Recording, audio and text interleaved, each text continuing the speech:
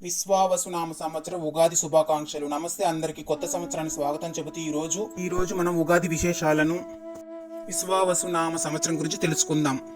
ప్రతి సంవత్సరం మానవ జీవితంలో ఒక కొత్త అధ్యాయంలా ఉంటుంది. 2025 సంవత్సరానికి విశ్వావసునామ సంవత్సరం అని పేరు. దీని అర్థం ఏమిటి, ఈ సంవత్సరంలో మనం జీవితాలు ఎలా ఉంటాయి, మారబోతున్నాయి, ఇవన్నీ ఈ వీడియోలో తెలుసుకుందాం.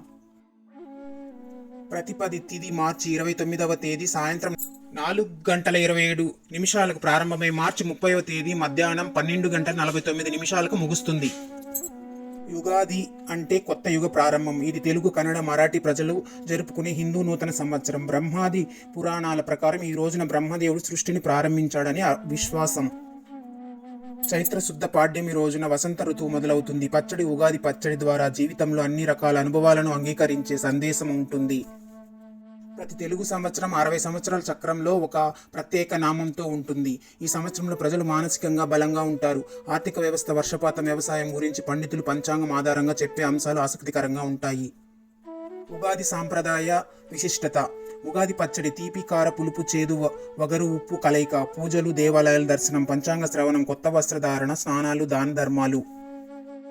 ఈ విధంగా ఆనందోత్సాహాలతో కొత్త సంవత్సరం జరుపుకుంటారు ఉగాదిని.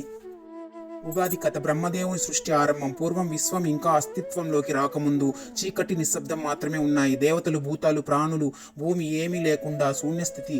అప్పుడు విశ్వకర్త అయిన బ్రహ్మదేవుడు తన తపస్సుతో విశ్వ సృష్టికి సంకల్పించాడు. ఒకరోజు చైత్ర శుద్ధ పాడ్యమి నాడు బ్రహ్మదేవుడు తన కమలాసనంలో కూర్చొని సృష్టి పనిని ప్రారంభించాడు.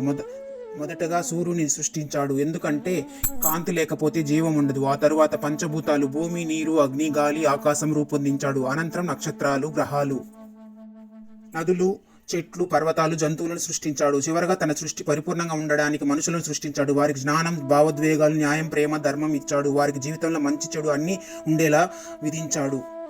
ఈ సృష్టి ప్రారంభమైన మహద్గడి అనే యుగాది అని పిలుస్తారు. యుగ అంటే కొత్త యుగం, అది అంటే ఆరంభం. అప్పటి నుండి ప్రతి సంవత్సరం చైత్ర శుద్ధ పాడ్యమి నాడు ఈ విశ్వ సృష్టిని జ్ఞాపకార్థంగా మనం ఉగాది పండుగను జరుపుకుంటాము. ఈ వీడియో చూసిన ప్రతి ఒక్కరూ చూసి లైక్ చేయండి, షేర్ చేయండి, సబ్స్క్రైబ్ చేసుకోండి. ఒక మంచి కామెంట్ అయితే పెట్టండి. ఉగాది శుభాకాంక్షలు ప్రతి ఒక్కరికి.